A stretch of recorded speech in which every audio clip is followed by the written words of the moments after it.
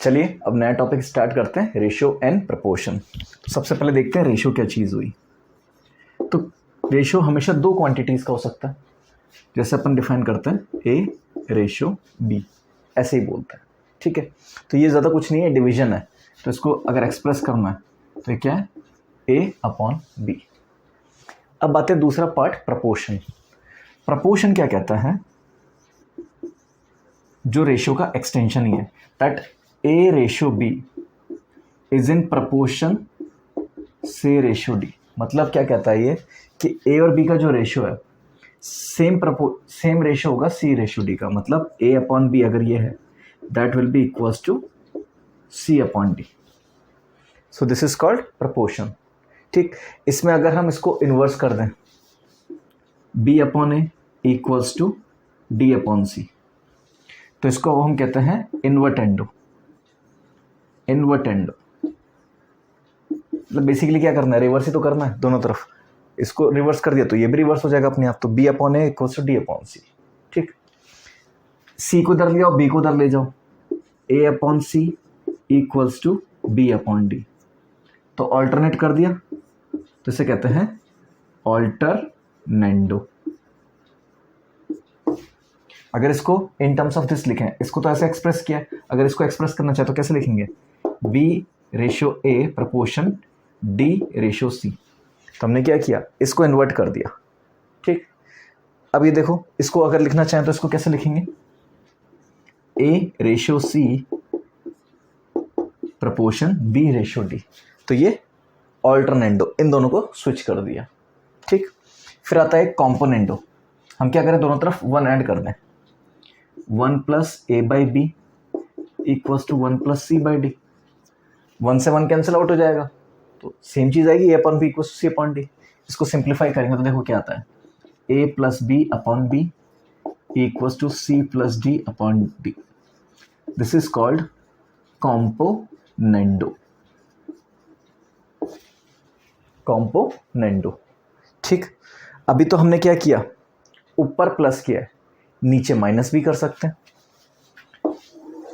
तो a upon A minus B. चलो इसको मैं डेराइव करके बताता हूँ ये आएगा कैसे। इसको मैं कैसे लिख रहा हूँ, रिवर्स करके, b upon A equals to D upon C. ठीक, इसमें तो मैंने प्लस किया था, अभी मैं माइनस कर रहा हूँ, 1 माइनस बी अपॉन ए, 1 माइनस डी अपॉन सी। एक ही बात है, 1 से 1 कैंसिल आउट हो जाएगा, माइनस से माइनस कैंसिल आउट हो जाएगा, तो सेम आ जाएगा, B upon A equals to D upon C. तो अब देखना ये क्या आएगा, A minus B upon A equals to C minus D upon C. इसको वापस रिवर्स किया तो क्या आएगा, A upon A minus B equals to C upon C minus D. This is called dividendo. ठीक, कॉम्पोनेंडो में तो ऊपर प्लस करते हैं, डिविडेंडो में नीचे माइनस करते हैं। चीज सेम है, A plus B A minus B.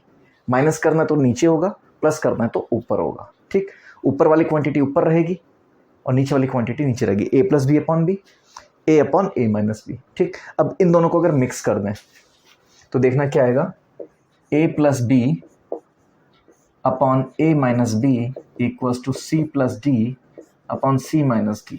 This is called componendo dividendo. Componendo dividendo. तो कभी कभी क्वेश्चन सॉल्व करने के लिए हमें इनमें से किसी ना किसी एक की जरूरत पड़ जाएगी। या तो हम रिवर्स कर देंगे प्रपोर्शन को, या फिर ऑल्टरनेट कर देंगे, या कॉम्पोनेंडो लगाएंगे, या डिविडेंडो, या फिर कॉम्पोनेंडो डिविडेंडो दोनों एक साथ लगाएंगे। ठीक, तो क्वेश्चन टू क्वेश्चन वेरी करता है कि हमें किसकी जरूरत पड़ती है। तो ये बेसिक आपको पता होना चाहिए कि ये सब क्या होता है। मेन तो ये है कॉम्पोनेंडो एंड डिविडेंडो। ठीक, और तीसरा आ गया कॉम्पोनेंडो डिविडेंडो का मिक्सचर। ये तो फिर भी आप अवॉइड कर सकते हो, पर ये तीन तो आपको याद रखने ही है। ठीक है, आगे चलते हैं। अब कुछ स्पेशल टाइप के प्रपोर्शन देख लेते हैं। सबसे पहला है मीन प्रपोर्शन। मीन प्रपोर्शन क्या कहता है, A ratio B is in the ratio of B ratio C. A ratio B proportion B ratio C. तो यहां पे बी क्या कहलाता है, मीन प्रपोर्शन। इसे कहते हैं मीन प्रपोर्शन।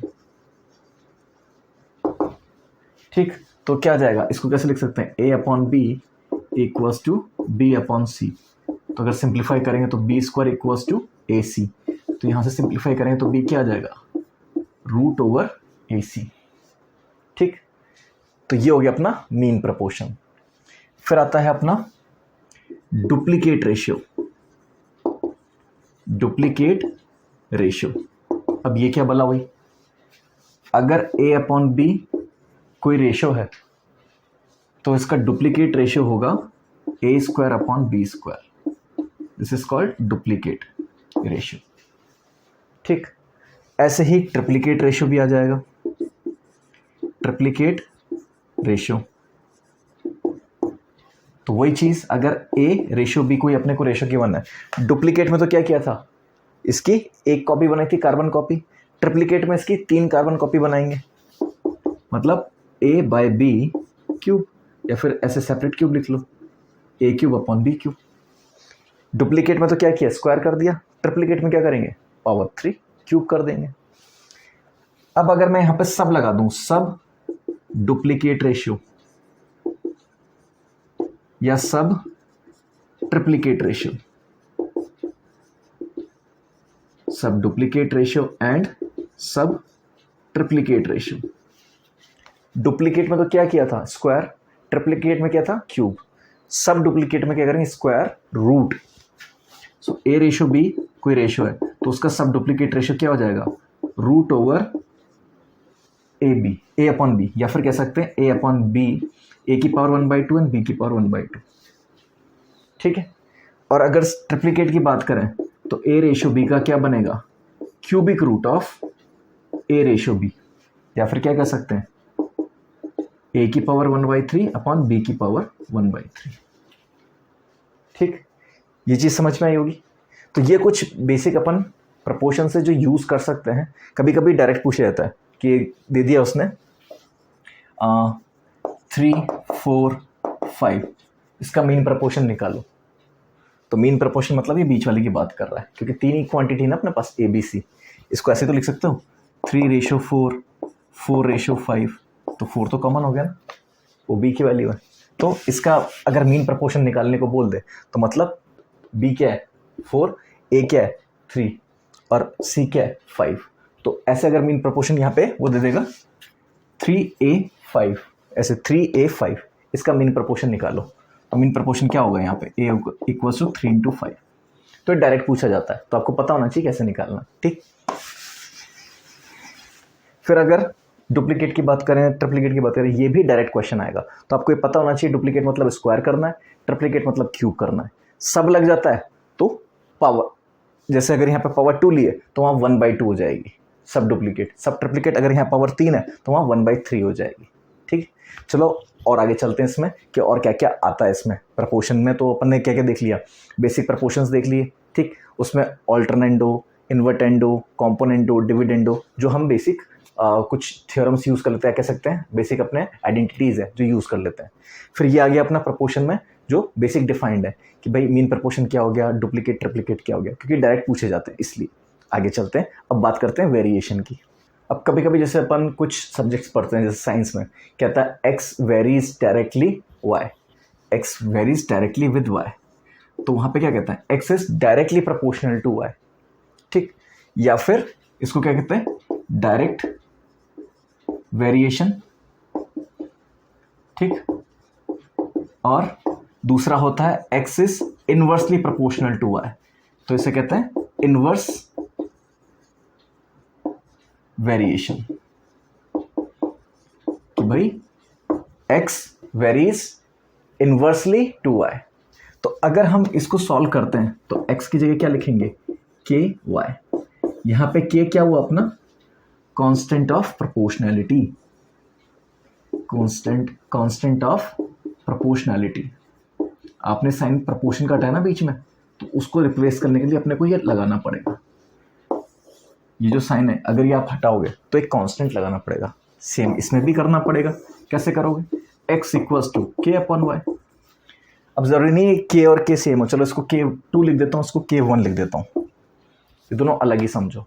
ठीक है, तो ये चीज़ समझ में आई कि अगर हम साइन ऑफ प्रोपोर्शनैलिटी हटाएंगे तो एक कांस्टेंट ऑफ प्रोपोर्शनलिटी डालना पड़ेगा, तभी जाके इक्वेट कर सकते हैं, डायरेक्ट इक्वल मत लिखना, ठीक है।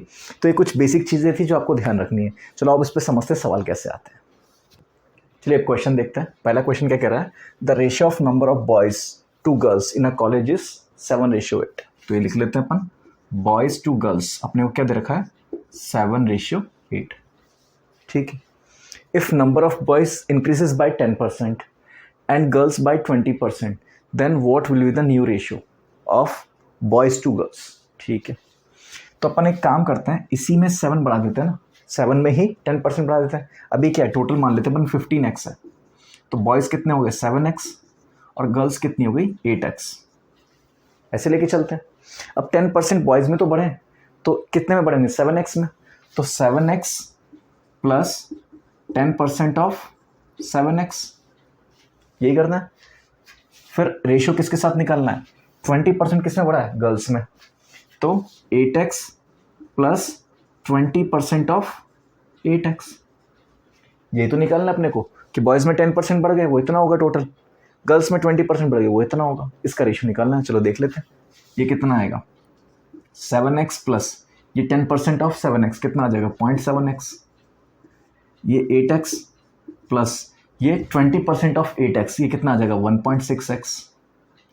तो इसको समअप करें, 7.7x अपॉन 9.6x, 77 अपॉन 96, किसी से कैंसिल हो रहा है 7 एंड 11 ना, किसी से कैंसिल नहीं हो रहा। So that's the final ratio, boys to girls ratio अगर इंक्रीज हो जाते हैं, बॉयज़ 10% एंड गर्ल्स 20%, तो ये रेशियो आएगा, ठीक है। अगला देखते हैं, अगले में क्या कह रहा है, 2 numbers are respectively 20 and 50% more than the third number. तो अपन एक काम करते हैं, 3 नंबर ले लेते हैं, A B C, third number में सी ले लेता हूँ, उसको मैं एक्स ले लेता हूँ, ठीक है। तो मैं इसकी रिस्पेक्ट में बाकी 2 निकाल सकता हूँ। अब वो क्या कह रहा है कि 20, पहला वाला कितना 20% मोर है, तो x प्लस 20% ऑफ x, और b कितना है 50%, तो x प्लस 50% ऑफ x, ठीक। तो अगर इसको सिंप्लीफाई करेंगे तो ए बी सी यहाँ पे कितना कितना आ जाएगा, c तो x हो गया, b कितना हो जाएगा 3/2 ऑफ x, और a कितना हो जाएगा 6/5 ऑफ x, यही तो चीज़ आएगी। अब क्या कह रहा है वो, the ratio of the 2 numbers, मतलब a और b का रेशियो पूछ रहा है, तो ठीक है निकाल लेते हैं, a रेशियो b ऐसे ही लिखेंगे, तो इनकी वैल्यू लिख देते हैं सामने सामने, 6/5x whole upon 3/2x, x से x कैंसिल हुआ, ये डिवीजन में तो इसको मल्टीप्लिकेशन ले जाऊं, 6/5 इंटू 2/3, तो कितना आ जाएगा 4/5, तो a रेशियो b कितना आ जाएगा 4:5, ठीक है। ये चीज समझ में, वहां पे मैं लिख देता हूं 77:96, ये आंसर है, ठीक है। कुछ नहीं, इसमें अपन ने क्या करना था, आप सबसे पहले स्टार्ट कहां से करते हो, a से, मैंने स्टार्ट किया c से, बस इतना ही डिफरेंस है। मैंने थर्ड नंबर की रेस्पेक्ट में, जिसकी रेस्पेक्ट में दे रखा है उसको x एज्यूम कर लिया बस, ठीक। आगे चलते हैं, the ratio of marks obtained by 2 students is 6:5, ठीक है। लेट से एक बच्चा a है, दूसरा बच्चा b है, इनके मार्क्स का रेशियो 6/5 है, तो अगर a ने 6x लिए हैं तो b ने कितने लिए होंगे 5x, ये तो कहना चाह रहा है बेसिकली वो, ठीक। Their average percentage marks is 68.75 and the sum of their marks is 275, मतलब ये अपने को दे रखा है 6x प्लस 5x, ये टोटल होगा, वो कितना दे रखा है 275, तो यहां से 11x कितना आ जाएगा 275, तो x कितना आ जाएगा, यहां से डिवाइड करें तो 25, तो a और b के मार्क्स आ गए अपने पास, a के मार्क्स कितने हो जाएंगे 150 और b के हो जाएंगे 125, तो ये हमारे पास इंडिविजुअल मार्क्स आ गए। अब वो क्या पूछ रहा है, find maximum marks of exams, तो यहां से तो हमारे पास इंडिविजुअल मार्क्स है, वो तो नहीं आया कि भाई कितने में से आए हैं, 150 तो आए, हो सकता है 1000 में से आए हो सकता है 2000 में से आए, हो सकता है 250 में से आए, हो सकता है 200 में से आए, हमें नहीं पता, वो हमें पता कैसे चलेगा परसेंटेज से। There average percentage marks is 68.75, मतलब इनका एवरेज 275, टोटल इतना है, सो 275/2, यही तो होगा इनका एवरेज, दोनों का सम कर दिया, बाई 2 कर दिया, तो ये एवरेज हो गया। Is 68.75% of total. टोटल के तो 68.75% है। जब एवरेज मार्क्स की अपन बात कर रहे हैं, मैं कहा 90% मार्क्स आए मेरे, तो मेरे 90 आए ना आउट ऑफ 100, तो 68.75 ऑफ टोटल। टोटल की तो बात कर रहे हैं। अगर मैं कहता हूँ मेरे 30 में से 15 नंबर आए तो 50% हुआ ना। मैं थोड़ा कहूँ 15% मार्क्स आए, 50% मार्क्स आए, क्योंकि मैक्सिमम मार्क्स मेरे वहाँ पे कितने 30, तो यहाँ पे मैक्सिमम मार्क्स मैंने टी ले लिया। तो अब इसको सॉल्व करते हैं।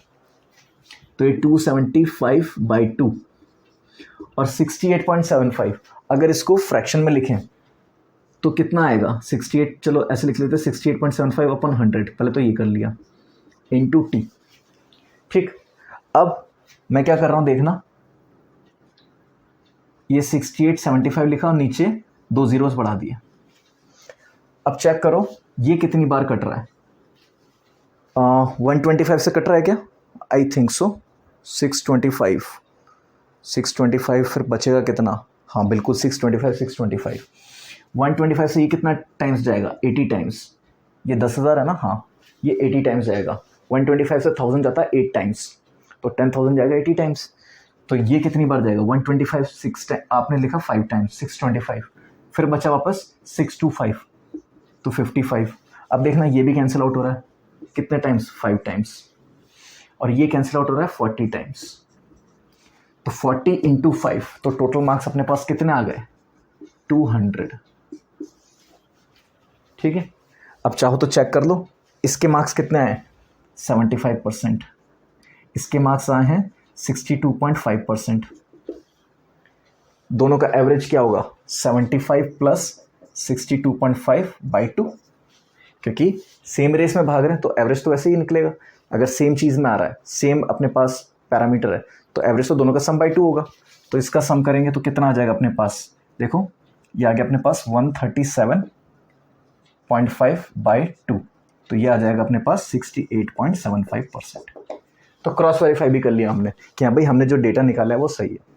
ठीक, तो यहाँ पे हमारे पास 3 चीज़ें गिवन थी। पहले तो रेशियो गिवन था, फिर मैक्सिमम उन दोनों के मार्क्स का सम गिवन था, फिर उन दोनों के मार्क्स के एवरेज भी गिवन था इन टर्म्स ऑफ परसेंटेज। तो हमने सम को तो यूज़ कर लिया उनके इंडिविजुअल मार्क्स निकालने के लिए, परसेंटेज यूज़ कर लिया टोटल निकालने के लिए। उसने पूछा फाइंड मैक्सिमम मार्क्स, तो ये तो अपने को चाहिए था 270, डायरेक्ट अपन ये भी कर सकते थे 275 यूज़ करके। अगर उसने ये नहीं पूछा तो उसने पूछा था इंडिविजुअल मार्क्स कितने हैं, तब ये निकालते। ठीक है, इसलिए मैंने पूरा एक्सप्लेन कर दिया क्या क्या निकाल सकते हैं अपन इसमें। आई होप आपको ये तीनों सवाल अच्छे से समझ में आए होंगे। ठीक है, ज़्यादा टिपिकल नहीं आते, जो टिपिकल आएंगे वो मैं अभी समझाऊंगा, वो प्रपोर्शन में या फिर वेरिएशन में आते हैं, रेशियो में इतने टिपिकल नहीं आएंगे। ठीक है, आगे चलते हैं। अब देखो रेशियो में एक आते हैं पार्टनरशिप के क्वेश्चंस। पार्टनरशिप में क्या होता है, आपको 2 या 3 या 4 बिजनेस पार्टनर्स होंगे, उसमें 2 तरह की पार्टनरशिप हो सकती है, एक्टिव और पैसिव। ऐसा भी हो सकता है कि भाई 3 पार्टनर हैं, 2 तो सिर्फ पैसा लगा रहे हैं, वो काम नहीं कर रहे हैं, और एक पैसा भी लगा रहा है, काम भी कर रहा है। तो ऐसे केसेस में क्या करते हैं, डेटा एक्स्ट्रा गिवन होता है कि भाई जो एक्टिव पार्टनर है उसका टोटल प्रॉफिट में से 20% शेयर तो पहले ही हटा लो, तो बचा हुआ जो 80% है वो उनके इन्वेस्टमेंट के हिसाब से डिवाइड होगा। और दूसरा होता है पैसिव, तीनों या तो काम कर रहे हैं या तीनों काम नहीं कर रहे हैं, तीनों ने पैसा लगाया है, बाकी सारी चीज़ें इक्वल है, चाहे वो काम कर रहे हैं चाहे नहीं कर रहे हैं, तो उसमें जो प्रॉफिट आएगा वो उनके इन्वेस्टमेंट के प्रपोर्शन में होता है। अब इन्वेस्टमेंट भी कैसे देखते हैं वो देखें। अब देखो यहाँ पे क्या गिवन है, इन्वेस्टमेंट इन द रेशियो, अब फ्रैक्शन में गिवन है 1/2 रेशियो 1/3 रेशियो 1/6। ठीक, तो ऐसे मत कर देना सीधा रिवर्स करके 2 3 6 कर दिया, ऐसे नहीं होगा। इनका एलसीएम लो, एलसीएम कितना आएगा 6 से मल्टीप्लाई करो 6/2 6/3 एंड 6/6। ठीक, तो इसको सॉल्व करेंगे फर्दर, कितना आएगा 3:2:1, तो ये इनका रेशियो बनेगा। तो इस रेशियो में इन्होंने पैसा जमा किया है। तो let's say Ramesh, Suresh and Mukesh, ये 3 बंदे, इसने अगर 3x किया है तो इसने 2x किया और इसने x पैसा दिया है। ठीक है, ये तो आ गया कि कितना पैसा दिया है, हो सकता है लाख हो सकता है 1000 हो सकता है 10,000 हो, इसका 30, इसका 20 और इसका 10,000, टोटल 60,000 इन्वेस्ट किए। हो सकता है इसने 3 लाख किए, इसने 2 लाख किए, उसने 1 लाख किए, 6 लाख टोटल इन्वेस्ट किया है। हमें नहीं पता x क्या है, तो अभी हम इन टर्म्स ऑफ x ही लिखते हैं। आगे चलते हैं। अब वो कह रहा है the ratio of of time for which they invested money वो भी अलग अलग दे रखा है।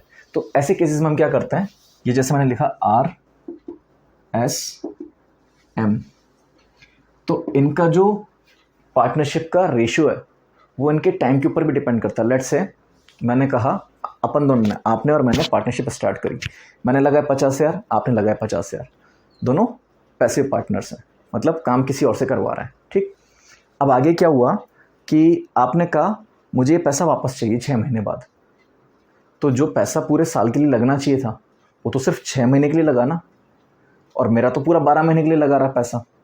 तो उस केस को कंसिडर करने के लिए हम क्या करते हैं, जो भी मनी इन्वेस्ट करी ना उसको नंबर ऑफ मंथ से मल्टीप्लाई कर देते हैं कि भाई इसने इतने मंथ के लिए इन्वेस्ट किया है, पूरा एक साल का फिर टोटल निकाल लेते हैं। तो आर ने कितनी देर के लिए किया है, 8, 6, 12 ये रेशियो दे रखा है रेस्पेक्टिवली। तो इसने किया 8 महीने के लिए,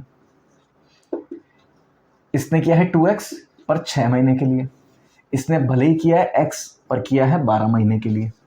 तो इसका तो 8 महीने बाद वो ये पैसा खींच लेगा, ये पूरा 12 महीना पड़ा रहने देगा, ये 6 महीने बाद पैसा खींच लेगा। ठीक है, तो इसको कंसिडर करने के लिए हम क्या करते हैं, नंबर ऑफ मंथ से मल्टीप्लाई कर देते हैं कि लेट्स से अगर आपने 6 महीने के लिए पैसा डाला है तो जितना भी पैसा डाला है उसको 6 से मल्टीप्लाई कर दो। वो आप कहोगे सर पैसा तो बढ़ गया, पैसा नहीं बढ़ा है, हम सिर्फ कैलकुलेशन मार रहे हैं कि भाई आपने एक साल में आपका इन्वेस्टमेंट किस रेशियो में रहा है।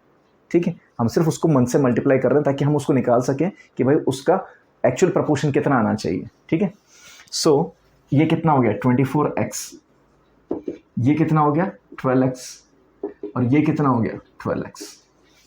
तो एक्चुअल जो पार्टनरशिप प्रपोर्शन है वो कितना आ गया 2:1:1, जबकि पैसा किस रेशियो में था 3:2:1 में।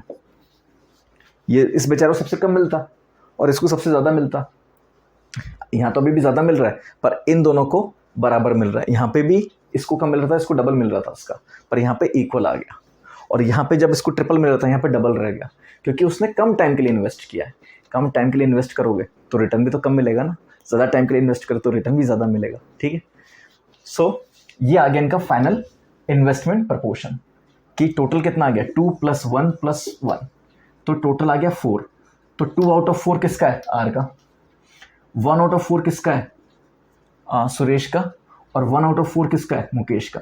तो मुकेश का शेयर ये हो गया, सुरेश का ये हो गया, और रमेश का ये हो गया। ठीक, 2/4।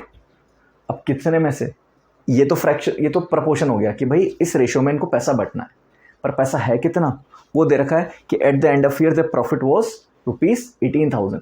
तो 18,000 के तो 4 पार्ट करेंगे अपन, इसको 2 दे देंगे, इसको 1 पार्ट देंगे, इसको 1 पार्ट देंगे। So into 18,000 into 18,000 into 18,000।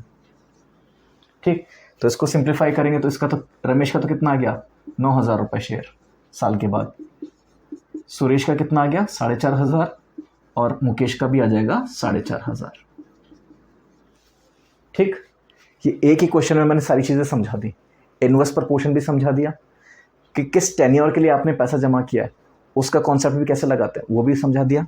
फिर उनका रेशियो, उनका जो फाइनल डिविडेंड है, चलो मार्केट की टर्म यूज़ नहीं करता मैं, उनका जो प्रॉफिट शेयर है वो किस शेयर में आएगा, जिस शेयर में उनका जिस प्रपोर्शन में उनका इन्वेस्टमेंट है। ऐसे नहीं लेंगे कि पैसा इतना दिया है, पैसे से मतलब नहीं, कितने टाइम के लिए दिया उससे भी मतलब है हमें, कि मैंने आपके पास एक साल के लिए पैसा रखा तो आपके पास वो पैसा है ना 1 साल, और अगर किसी और ने आपके पास पैसा रखा और 6 महीने बाद ले लिया तो आपको तो 6 महीने बाद उसको देना पड़ेगा ना। तो आपके पास वो सिर्फ 6 महीने रहा, अब दोनों ने 10,000 रुपये दिए तो आपको 6 महीने बाद उसको 10,000 वापस देने पड़े ना, तो मेरा पैसा आपके पास ज़्यादा रहा तो मेरा रिटर्न ज़्यादा होना चाहिए, राइट। इसलिए उस चीज़ को कंसिडर करने के लिए हमने मंथ से मल्टीप्लाई किया। ठीक है, चलो और कुछ सवाल देखते हैं इस पर। अब देखिए ये सवाल क्या कहता है, Aman and Bhagat started a business together. ठीक, अमन इन्वेस्टेड ₹10,000 फॉर 9 मंथ्स। ठीक है, अमन और भगत ऐसे लिख लेते हैं। अमन ने कितना किया 10,000, मैं 10 के लिख रहा हूँ, पूरा लिखने की ज़रूरत नहीं है, शॉर्टकट्स। ठीक है, और फॉर 9 मंथ्स तो इंटू 9 कर दिया। ठीक, एंड भगत इन्वेस्टेड ₹15,000। ठीक है, इसने 15,000 किया फॉर 6 मंथ्स। ओके, इसका रेशो निकालें, ये कितना आ गया 90 के, और ये कितना आ गया ये भी 90 के, 90,000 ये कैंसिल आउट हो गया, तो रेशो कितना आ गया 1:1। तो इनका इन्वेस्टमेंट का अमाउंट तो 1:1 है। तो वहाँ पे अपने को कोई दिक्कत नहीं है। ठीक, आगे चलते हैं। At the end of the year there was a profit of ₹10,000। ठीक है, find the amount received by each of them if Bhagat gets 10% of profit for being working partner.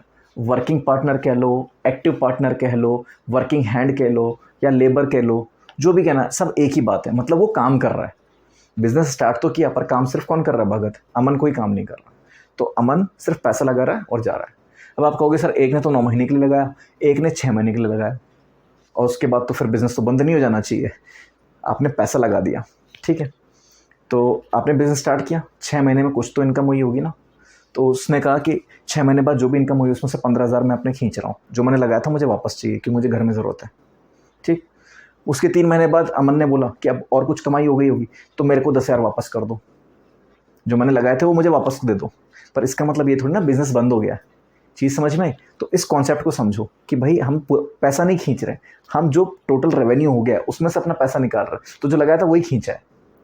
तो उसने 6 महीने बाद खींचा, उसने 9 महीने बाद खींचा। तो ऐसे कंफ्यूज मत होना कि भाई इसमें पैसा लगा के तो खींच लिया, बिजनेस तो बंद हो जाना चाहिए। बंद नहीं हो रहा है। ठीक है, चलो अब आगे देखते हैं। सो अब उसको 10% मिलना चाहिए प्रॉफिट का, कि 10%। अब टोटल प्रॉफिट कितना है? 10,000 रुपये। ठीक है, तो भगत का शेयर तो पहले तो क्या कर लेते हैं? भगत का शेयर 10% ऑफ 10,000, तो कितना आ जाएगा? 1,000 रुपीज़। चलो इसको पूरे लिख देता हूँ, ₹1,000। तो भगत का शेयर पहले इतना तो आ ही गया कि 10% उसको तो मिल रहा है बीइंग वर्किंग पार्टनर। तो ये तो प्रॉफिट में से हटाओ पहले। तो अब प्रॉफिट बचा कितना? 9,000 रुपये। रिमेनिंग कितना है? 9,000 रुपये। अब ये बटेगा दोनों में, दोनों ने जो पैसा इन्वेस्ट किया है अब उसके हिसाब से बटेगा ये। तो वो क्या होगा? ए का शेयर कितना है? ये कितना है? 1 + 1 2। तो ए का शेयर 1 आउट ऑफ 2 है। कितने में से? 9,000 में से। बी का शेयर भी कितना है? 1 आउट ऑफ 2।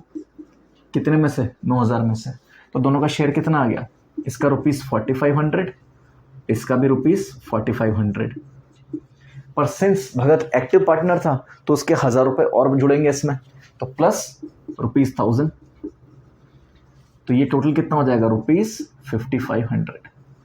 तो ये तो आ गया भगत का शेयर और ये आ गया अमन का शेयर। ठीक, तो अगर रेस्पेक्टिवली लिखना चाहें तो 4,500, 5,500।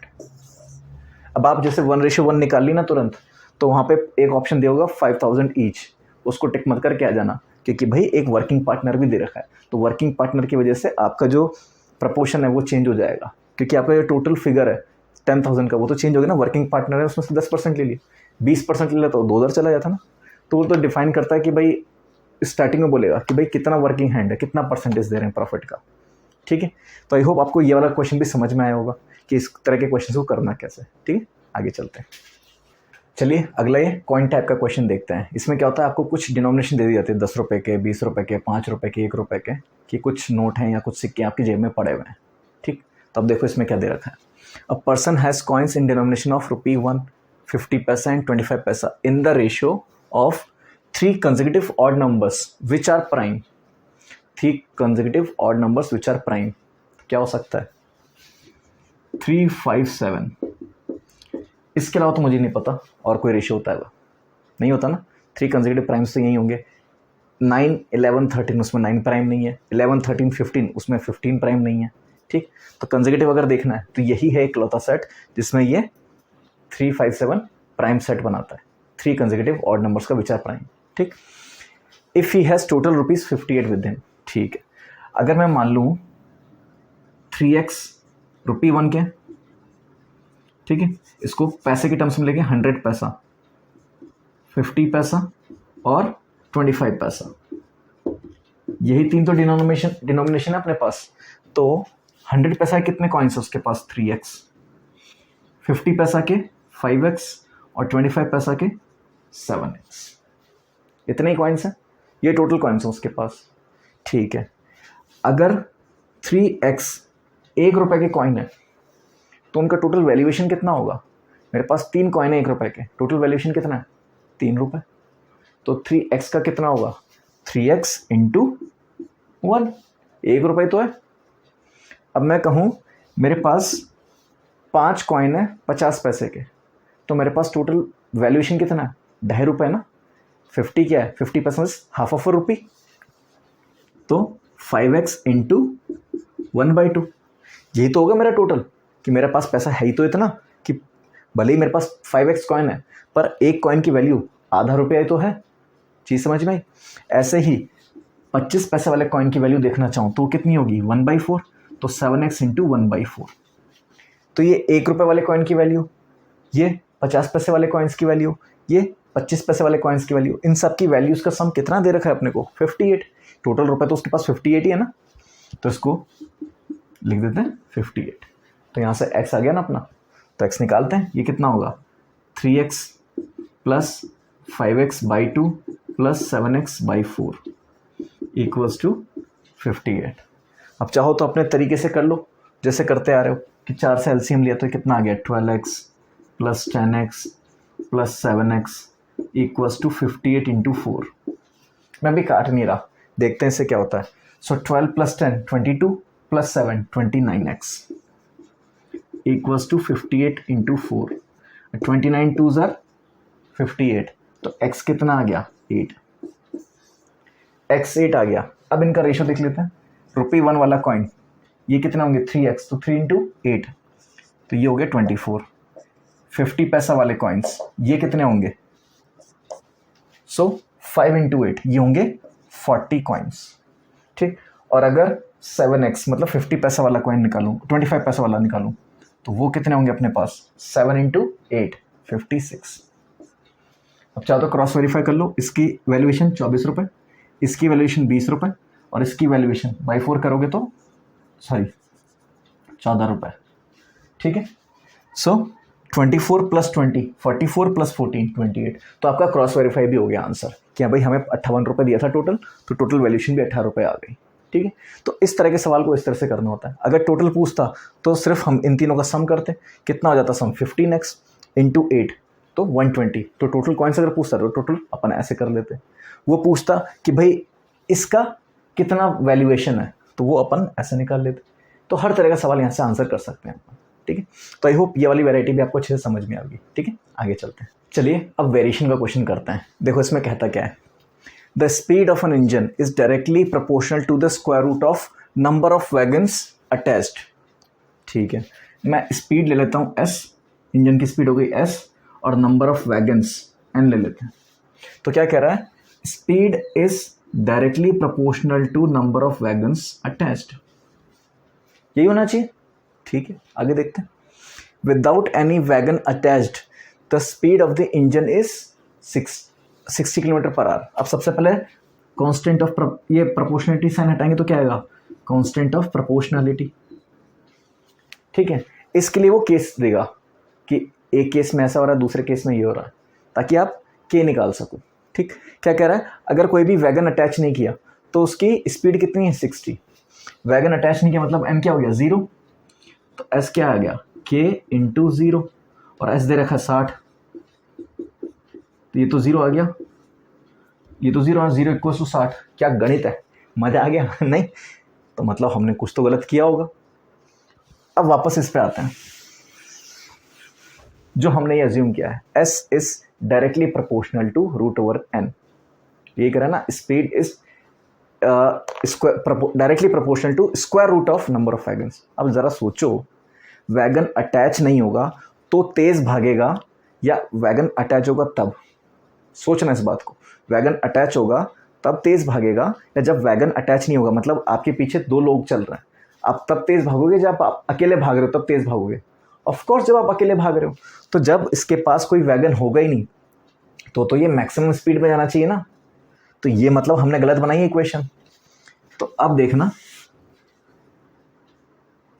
k √/9 60, ये जो पहली कंडीशन दे रखी है वो ये इसको समझाने के लिए दे रखी है कि आप जो लेने वाले हो ना वो इस तरह से लेना है।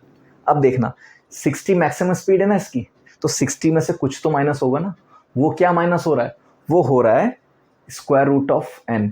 ये सॉरी, अभी प्रोपोर्शनलिटी साइन ले लेते हैं, ठीक। तो अगर मैं साइन ऑफ प्रोपोर्शनलिटी हटाऊंगा तो 60 माइनस k √n।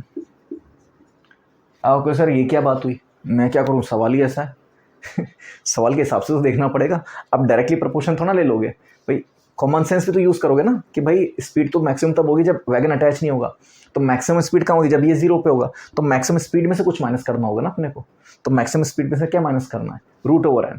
तो जब साइन ऑफ प्रोपोर्शनलिटी हटाएंगे तो इक्वल लगाएंगे तो एक प्रोपोर्शनलिटी कांस्टेंट आएगा। अब प्रोपोर्शनलिटी कांस्टेंट किसके साथ आएगा, वेरिएबल के साथ। कांस्टेंट के साथ क्यों लगाना है, कांस्टेंट होना चेंज होने वाला है, चेंज कौन होने वाला है, वेरिएबल। चीज समझ में। अब ये अपनी बन गई फाइनल इक्वेशन, जो स्पीड की इक्वेशन है in terms of number of wagons. अब यहाँ पे 3 अननोन क्वांटिटी है, कैसे सॉल्व करेंगे लीनियर इक्वेशन में। एक अननोन तो सॉल्व हो जाती है, 2 कैसे होंगे, 3, और यहाँ तो 3 दे रखी है। उसके लिए उसने नेक्स्ट स्टेटमेंट दे रखा है, विद 16 वैगन्स अटैच्ड। तो एन क्या दे दिया, 16। Its speed is 40।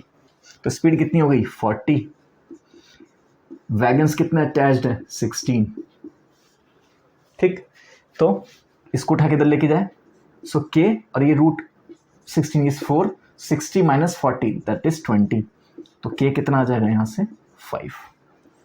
तो कांस्टेंट ऑफ प्रोपोर्शनैलिटी वो कितना आ गया अपना, 5। तो अब इसमें रीराइट करें इक्वेशन को, तो क्या लिखेंगे, एज इक्वल्स टू 60 - 5√n। ये हो गया अपना फाइनल इक्वेशन। अब यहाँ पे अपने पास कोई कांस्टेंट नहीं है। अब ये क्या पूछ रहा है, find the maximum number of wagons that can be attached such that train can move. Train can move, भाई अगर मूव नहीं कराना होता तो मैं इनफाइनाइट जोड़ दूँ ना। ट्रेन तो मूव कर ही नहीं रही है, ट्रेन तो आगे चले ही नहीं है, मैं कितने ही जोड़ लूँ, फ़ायदा क्या है उसका। मैं पूरा ट्रैक भर दूँ, कश्मीर से लेके कन्याकुमारी तक, इंजन लगा दिया कश्मीर में और वैगन्स जा रहे हैं कन्याकुमारी तक, कितने ही लगा सकते हो ना। फिर अपन ने राम सेतु के ऊपर से रेलवे ट्रैक और बना देंगे, श्रीलंका में भी पहुँचा देंगे, ऐसे तो खूब बना सकते, फिर गोल गोल घुमा देंगे उसको। अटैच तो करने कितने भी कर सकते हैं ना, ट्रेन तो मूव कर ही नहीं रही है। तो कॉमन सेंस भी, यहाँ तो चलो मैंने लिख दिया ट्रेन कैन मूव, लेकिन अगर नहीं लिखा हुआ है number maximum number of wagons that can be attached, सिर्फ इतना ही छोड़ दिया, तब भी ये कॉमन सेंस लगाना है कि भाई मैक्सिमम तो इन्फिनिटी होगा ना। वो ये नहीं पूछ रहा है, वो ये पूछ रहा है कि ट्रेन तो मूव करानी है ना, ट्रेन तो चलेगी, ट्रेन खड़ी हुई कर अंडे थोड़ा देगी वहाँ पे। तो ये अपने को कॉमन सेंस भी यूज़ करना है। यहाँ तो चलो आपको मिल गया, अगर क्वेश्चन में नहीं दिया है तो आपको ये कॉमन सेंस यूज़ करना कि भाई ट्रेन मूव करानी है। ट्रेन मूव करानी मतलब क्या हुआ, कुछ तो स्पीड होनी चाहिए, मतलब क्या होना चाहिए, S should be greater than 0। Equal मत ले लेना, इक्वल टू 0 तो मतलब चल ही नहीं रही ना।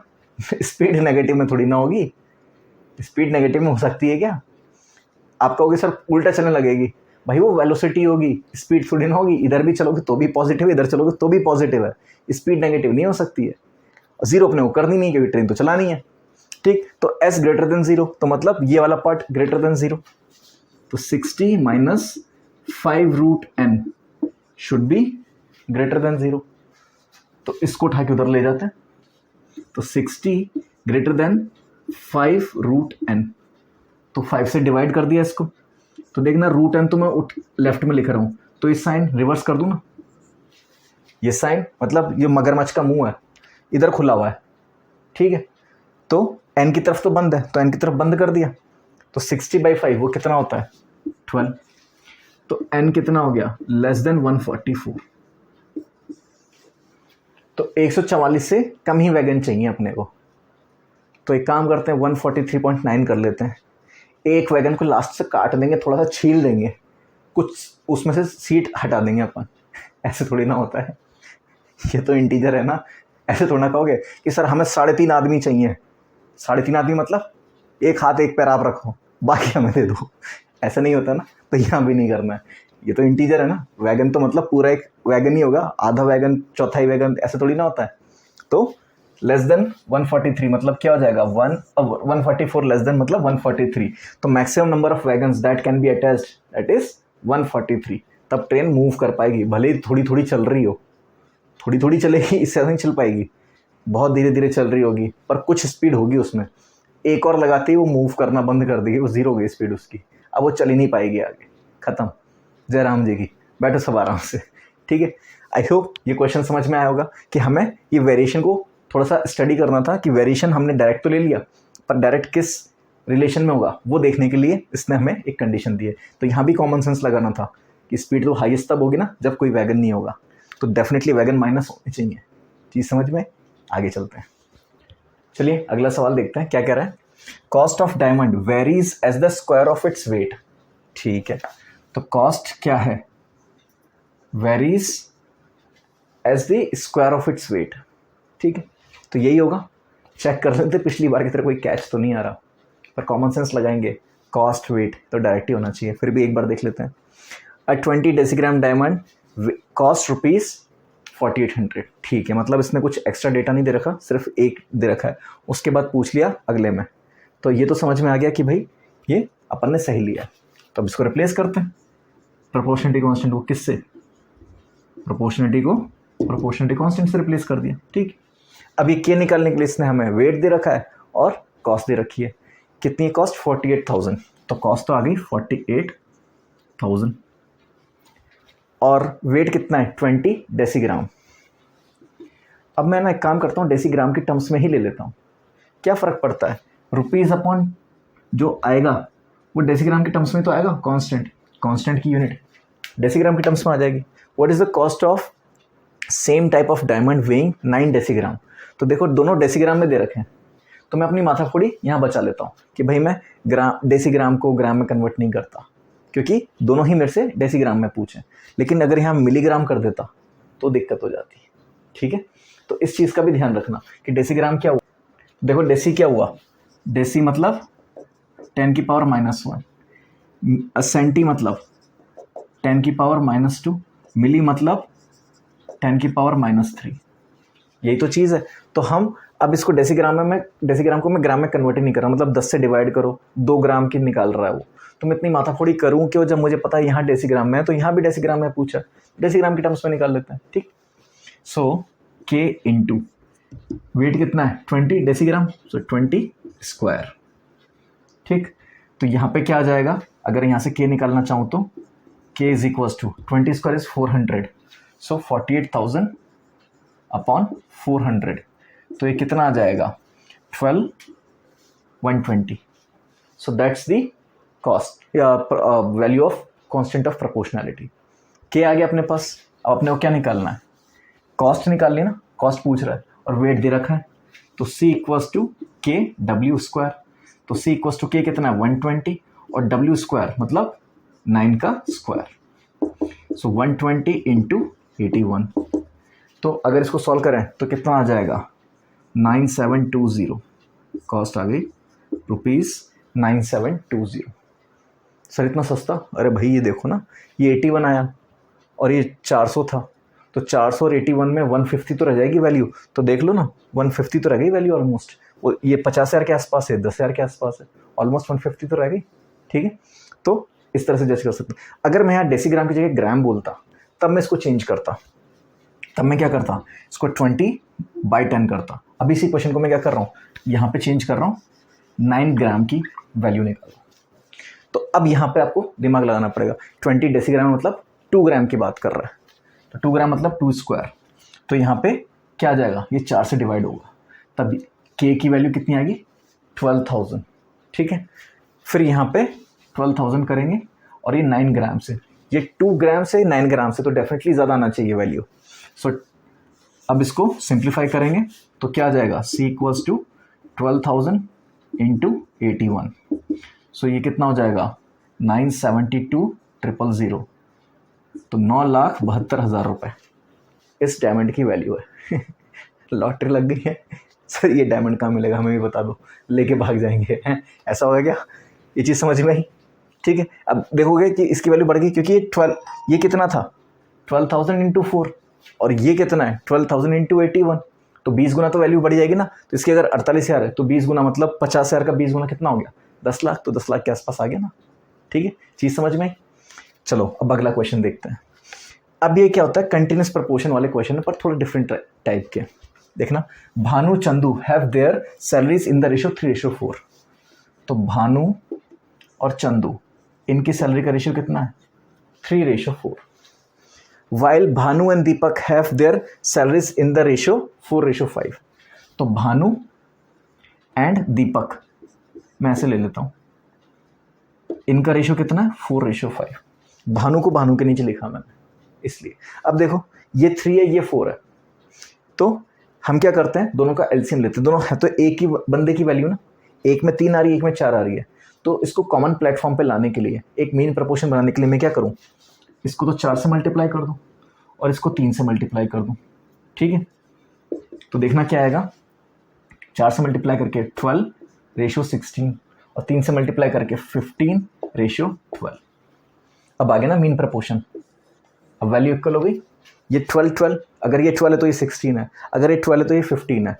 तो अगर बी सी डी, मेरे से देख लेता हूँ पूछा क्या है, find the ratio of salaries of B C D, ठीक है, भानु चंदू दीपक। तो बी सी डी निकालना है, तो बी कितना है मेरे पास 12, अगर बी 12 है तो सी कितना है 16, अगर बी 12 है तो डी कितना है 15। तो इसको, इस सवाल को तेजी से करना तो इस तरह से सॉल्व करेंगे, ठीक है। हम जो कॉमन है, जो कॉमन बंदा है उसकी वैल्यू सामने लिख लेंगे। अगर सेम आ जाती, अगर ये 4:3 गिवन होता और ये 4:5 ही गिवन होता तो काम आसान हो गया ना, 4:3:5। अगर इसको मैं 4:3 लिख दूं तो फिर तो काम आसान हो गया ना, 4:3:5 हो गया। लेकिन यहाँ पे वैल्यू चेंज हो गई, वैल्यू चेंज हो गई तो दोनों का एलसीएम लिया। एलसीएम लेने के लिए मतलब 12 से 12 बनाना है मेरे को, तो क्या करना पड़े 12 बनाने के लिए, इसको 4 से मल्टीप्लाई, इसको 3 से मल्टीप्लाई, वो कर दिया। तो अगर ये 12 है तो ये 16, अगर ये 12 है तो ये 15, तो इक्वल प्रोपोर्शन में आ गई, ठीक है। तो रेशियो प्रोपोर्शन में इसी टाइप के क्वेश्चन आते हैं, या तो वेरिएशन के आ जाएंगे, वेरिएशन के अपन ने देख लिए, कंटिन्यू प्रोपोर्शन के आ जाएंगे, ठीक है, पार्टनरशिप के क्वेश्चन आ जाएंगे, या फिर नॉर्मल रेशियो के क्वेश्चन आ जाएंगे, रेशियो प्रोपोर्शन के। उसमें मैंने मीन प्रोपोर्शन का नहीं दिया, ये ही मीन प्रोपोर्शन का एग्जाम्पल है, ठीक है, कि अपन ने मीन प्रोपोर्शन ही तो निकाला है बेसिकली यहाँ से, ठीक है। तो आई होप आपको ये क्वेश्चन अच्छे से समझ में आए होंगे। तो रेशियो प्रोपोर्शन को यहीं कंक्लूड करते हैं। Thank you.